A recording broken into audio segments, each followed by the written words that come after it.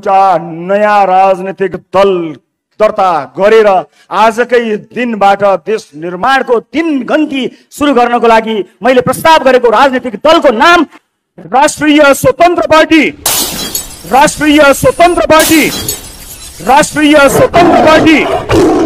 राखियो देशलाई शान्तिभित्र, खोज्दै देश प्रेमी खल्टी मित्र, बग्दैन अब नगदको थोपो, जसरी पनि देश बनाउने थोको। बेटेकीको चरो उखाल्छौ, भ्रष्टाचार फाल्छौ फाल्छौ, होनहार सबलाई छुट्याउँदै फैलाउँदैछौ आशा। राष्ट्रपा राष्ट्रपा युवाहरूको आशा राष्ट्रपा, भाइ बहिनीको पनि आशा राष्ट्रपा। रात जति नै कालो र अँध्यारो भए पनि बिहानी सुनिश्चित आउँछ। आजसम्म बिहान नभएको कुनै रात छैन। अब हाम्रो कथा पढाउने हो, हाम्रो कथा पढ्ने छ। घन्टीले सरकार बनायो, नीति नियम फेरियो, त्यही दिनबाट हाम्रो भाग्य फेरियो। तिमीहरूले भन्ने छौ म जेल परे पनि राष्ट्रिय स्वतन्त्र पार्टी अघि बढ्छ, म मरे पनि राष्ट्रिय स्वतन्त्र पार्टी अगाडि बढ्छ, म बहुलाए पनि राष्ट्रिय स्वतन्त्र पार्टी अगाडि बढ्छ। यो मिसन हो। दिनौसम्म आरोप प्रत्यारोप खेपेर बदनामी सहेर अपमान सहेर बोलिरहेको छ। आमा, यिनीहरूले जेसुकै भनुन्, म बहुला होइन। मैले बोल्न नहुने केही बोलेको छैन, मैले गर्न नहुने केही गरेको छैन। यिनीहरूले जेसुकै भनुन्, म बहुला होइन। म लड्छु, तर यो लुट तन्त्रलाई टुलु टुलु हेरेर बस्ने लाखी मान्छे चाहिँ म होइन। म गाउँदै राजनीतिको अर्थ बदल्ने नारा लगाउँदै भन्छ यो देश कसैले नचेक जाग्दैछ सबमा आशा। राष्ट्रपा राष्ट्रपा युवाहरूको आशा राष्ट्रपा, आमा बाबुको पनि आशा राष्ट्रपा।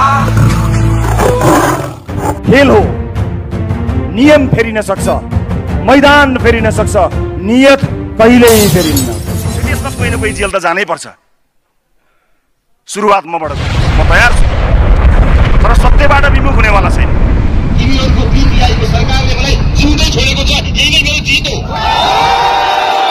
हिमालको पनि आशा राष्ट्रपा, पहाडको पनि आशा राष्ट्रपा, मधेसको पनि आशा राष्ट्रपा, सिंगै देशको आशा राष्ट्रपा।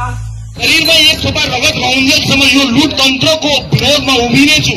चाहे जतिवटा मुद्दा लगाउनु छ लगाऊ, ज्यान मार्नु छ। लुट तन्त्र मचाइरहेकाहरूलाई खबरदारी गर्न रवि लामिछाने कहिले पनि पछि हट्दैन। कुनै पनि बेला शिरमाथि राखेको तरबार खसाल म थाप्न तयार भएको छु। 4,000 मान्छे आउँदाखेरि पनि न जनतालाई जोगाउन नसक्ने गृह मन्त्रालय के नैतिकताले कुर्सीमा बसेको छ मलाई थाहा छ। वर्तमान संविधानलाई मानेर, व्यवस्थालाई मानेर, परिवर्तनलाई स्वीकार गरेर आएको राजनीतिक दल हो राष्ट्रपा। जहाँ तपाईँ उठाउनु भएको छ त्यो गणतन्त्र होइन। तपाईँले गणतन्त्रको खोल ओर्नु भएको थियो, राष्ट्रपा खोल ओर्दैन। तपाईँको करतुत लुकाउनका लागि तपाईँको किताबमा उभिएर फोटो खिचाउने रहर राष्ट्रपालाई छैन। जनताको पक्षमा राष्ट्रपा छ, परिवर्तनको पक्षमा राष्ट्रपा छ। लोकतन्त्र भन्दा उन्नत तन्त्र कहीँ कतै आजसम्म देखिएको छैन। यो कुरामा हामी स्पष्ट छौँ, प्रतिबद्ध छौँ। तर लोकतन्त्रको नाम दिएर आफ्नो वर्षौंको लुटलाई अनुमोदन गर्ने जुन दुष्प्रयास नेता तन्त्रले गरिरहेको छ, लुट तन्त्रले गरिरहेको छ, त्यसका विरुद्ध त ज्यान गए पनि हामी पछि हट्नेवाला छैनौँ, निरन्तर लागिरहेछौँ। कुन बेला कतिखेर सरकारले मेरो आवाज थुत्ने मलाई थाहा छैन।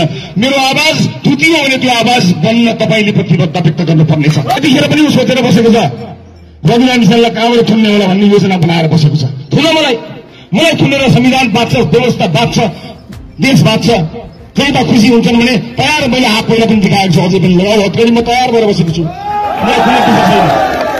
सडकमा उभिएको आक्रोश राजालाई विश्वास गरेर आएको आक्रोश मात्र होइन, यिनीहरूलाई दण्डित गर्नुपर्छ। जसले दण्डित गरे पनि हुन्छ भनेर आएको।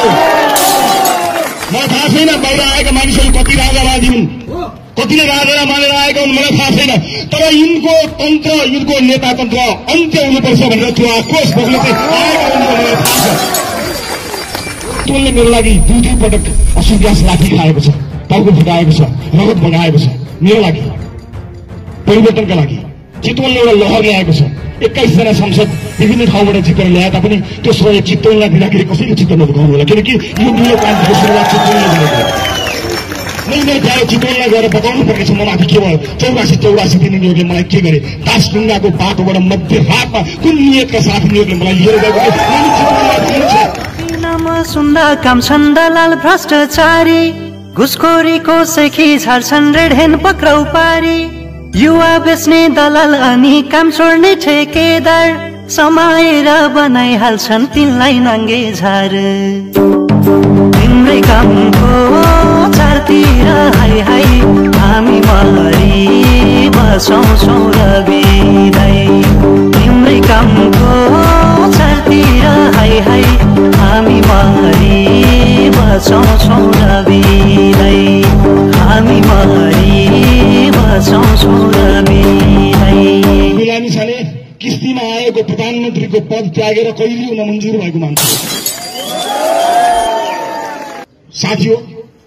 मैले ज्यानको माया मारेको छु, तपाईँले पदको लोभ गर्नुभयो भने तपाईँलाई र मलाई पाप लाग्छ। मैले ज्यानको माया मारेको छु, यिनीहरूसँग शिर झुकाएको भए म सायद मन्त्री पनि हुन्थ्यो होला, प्रधानमन्त्री पनि हुन्थ्यो होला, सरकार पनि ढल्लेर थियो होला, तर ज्यान जाँदा यिनको अगाडि शिर झुकाउँदिन, शिर झुकाउँदिन। अब यिनले मलाई जन्म बाँकी भनेको गोली हाल्ने हो, म तयार छु। यसै पनि बीच सडकमा एकजना मान्छेलाई गोली हालेर मारेको पापी सरकार होइन अस्ति भर्खरै के नियतले मलाई मध्यरातमा सिलको तिरैतिर दासढुङ्गा हुँदै लिएर गयो। मेरो परिवारलाई, मेरो वकिललाई कसैलाई थाहा नदिकन लुकाएर मध्यरातमा के नियतले मलाई उठाएर लिएर गयो, सबैसँग जगजाहेर छ। त्यसैले कुनै पनि हालतमा जो अभियानमा लोभ लालच नराख्नु होला। एकपटक हामीले त्याग गर्ने हो। यो त्याग भनेको ज्यान जाने त्याग होइन। राष्ट्रपालले कसैको ज्यान लिने खालको न आह्वान गर्छ न कुनै इच्छा राख्छ। तपाईँहरूले एकपटक योग्य मान्छेहरूलाई ल्याएर आजको सदनमा रासोपा हटाउनुहोस्, त्यो सदन हुँदैन। रासोपा छ त्यस कारणले सदन भएको छ, कल्पना गर्नुहोस्। एकपटक म तपाईँसँग केही पनि माग्दिनँ। एकपटक यो पदको लोभ छोडेर मैले कुन पदमा आज रासोपामा आफू आसीन भए भन्ने कुरालाई बिर्सिएर आउने चुनावमा 101 उम्मेद्वार उठाउनका लागि प्रतिबद्ध बन्नुहोस्। हामीले उम्मेद्वार उठाउनुमा हामीले गल्ती गरेनौँ भने जहाँ उठ्यो त्यही जित्छौँ, कहीँ हार्दैन। यदि त्यसका लागि मैले उम्मेदवारी नदिएर मभन्दा योग्य मान्छेलाई छोड्नुपर्छ भने म तयार छु। 1 नम्बरमा म तयार छु, म छोड्न तयार छु। मेरा सीमितताहरू छ, त्यसै कारणले मैले कतिवटा ढोका चाहिन्न। आउनुहोस् तपाईँ सभापति भन्नुहोस्, म सारथी बनेर पार्टी चलाउँछु। तर यो लुट तन्त्रको अन्त्य गरौँ, यिनलाई हराउँ, एक-एकलाई हराउँ भनेर कसको मात्र घरमा गइनँ म। तर कसैले पत्याएनन्, कमले पत्यायो, थोरैले पत्याएको भए आज परिवर्तन हुन सक्थ्यो, यिनलाई हराउन सकिन्थ्यो। तर त्यतिखेर समय भएन, पत्याइएन। अब त्यस्तो नहोस्, अब त्यस्तो नहोस्। आज पनि राष्ट्रसभाको सभापति म बन्छु भनेर कोही आउँछ भनेर छाती ठोकेर हाँसेर साँचो तयार भएर बसेको छु। त्यसै गरेर गएका उमेर पुगेका अन्तर्जातीय चोरीलाई पक्रनको निमित्त मुम्बईसम्म पुलिस पठाउन सक्ने यो सरकार यहाँ 4000 मान्छे आउँदा जनता जोगाउन सक्दैन। सरकारको औचित्य समाप्त भइसकेको छ र संसदबाट बलियो सरकार बन्ने बाटो पनि यिनीहरूले बन्द गरे। 2टा ठुला दलहरू मिलेर लोकतन्त्र बचाउन, संविधान बचाउन होइन, एक अर्काका भ्रष्टाचारी बचाउनको लागि नेपालीको साधन हुने, नेपालीको आशा, गरिब दुखी जनताका धड्कन अनि सास, सबले आभास गरिसके यो कुरा साँचो छ। देश बचाउन रवि जस्तै युवाको खाँचो छ।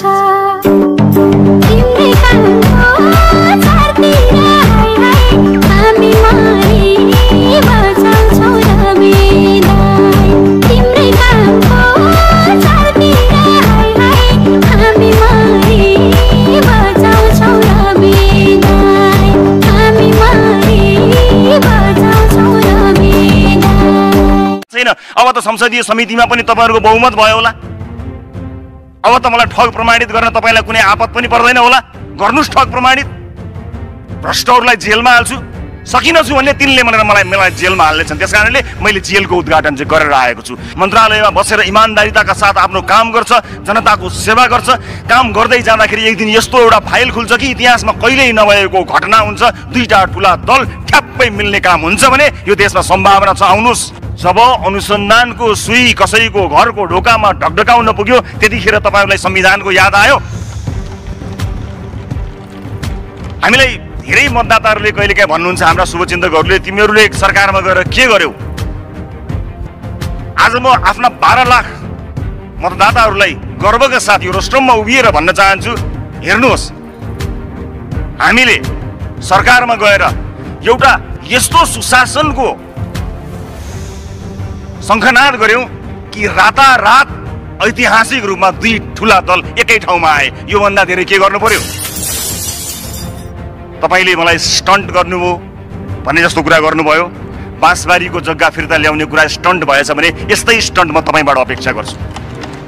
बाल मन्दिरको जग्गा फिर्ता ल्याउने कुरालाई स्टन्ट भन्नुहुन्छ भने माननीय ज्यूबाट म यही स्टन्टको अपेक्षा गर्न चाहन्छु। जनकपुरको 9000 बिघा जग्गाको अनुसन्धान सुरु भएको छ, नरोकेर मात्र स्टन्ट सुरुवात गरिदिनु होला, सम्पन्न गरेर त्यो स्टन्ट गर्नु हुन अनुरोध गर्न चाहन्छु। पतञ्जलिको जग्गाको कामलाई अगाडि बढाएर मद्दत गरिदिनु होला, म तपाईबाट त्यो स्टन्टको अपेक्षा गर्न चाहन्छु। यही सदनमा उभिएर एकजना माननीयजीले भन्नुभएको थियो, फाइल खोल्छु, एउटा फाइल खोल्यो भने चाहिँ यो गर्छु त्यो गर्छु भन्नुभएको, खोइ खोल्नु भन्नुभएको थियो।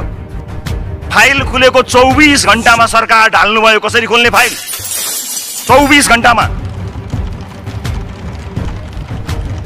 यो देशको बच्चालाई थाहा छ सरकार किन ढल्यो। यो देशको बच्चालाई थाहा छ कसका कारणले सरकार ढल्यो। मलाई युद्धभित्र चिरेपछि छिर्न पनि आउँछ र निस्कन पनि आउँछ र म यसरी निस्केर देखाइदिन्छु कि तपाईँहरू हेर्नु होला। यो मेरो आक्रोश मात्र होइन, यो मेरो प्रतिबद्धता, यो मेरो आँट हो। कसैको जुठो नखाइकन यो पार्टी चलाउँछौँ, कसैको जुठो नखाइकन यो पार्टी अगाडि बढाउँछौँ, कसैसँग नडराइकन अगाडि बढ्छौँ। आउने चुनावमा राष्ट्रिय स्वतन्त्र पार्टीले सरकार बनाउने गरी अब उपप्रधानता गृह होइन प्रधानमन्त्री हुने गरी काम गर्न हामी लागि परेर बसेका छौँ। भगवान बुद्ध जब बुद्धत्व प्राप्त गर्न भनेर एउटा उद्देश्य बोकेर निस्कनु भयो, त्यतिखेर दरबार छोडेर यो मान्छे हिँडेको छ भनेर उसलाई यसो गरे सबैले, धारे हात अगाडि बुद्ध अगाडि बढेकै छन्, पछाडि फर्केको छैन, लखटिरहेछ पुरा होइन, पुरै लखटिरहेछन्। बुद्ध आफ्नो बाटोमा हिँडेछ, लखेटेको छ। उताको मान्छेले भनेको छन् धारे हात लगाएको छ। बुद्ध अगाडि बढ्दै गए, बाटो अगाडि गयो, जम्मा भए भिडहरू, यी सबै मान्छेहरू जम्मा हुँदै गए, घारे हात लगाएको छन्। बुद्धले आफ्नो काम गर्दै गए, पछाडि ध्यान दिएनन्, आफ्नो बाटोमा अगाडि बढ्दै गए। जब उनी बुद्ध भए, जब उनी आफ्नो उद्देश्य प्राप्त गरे, त्यतिखेर बल्ल बुद्धले फर्केर हेर्दा ठुलो भिड थियो। तर त्यो भिडमा एउटा फरक थियो, यसो गर्ने हातहरू यसो भइरहेको थियो। यसैलाई ज्ञान बनाएर म अगाडि बढेको छु। Get ready for the revolution.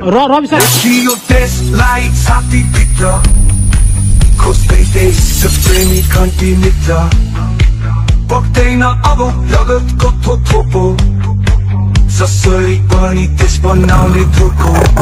बेटिटीको छोरो उखाल्छौ, भ्रष्टाचार पाउँछौ, फाल्छौ। होनहार सबैलाई छुटाउँदै फैलाउँदैछौ आशा, राखियो देशलाई छातीभित्र, खोज्दै देश प्रेमी खन्तीमित्र।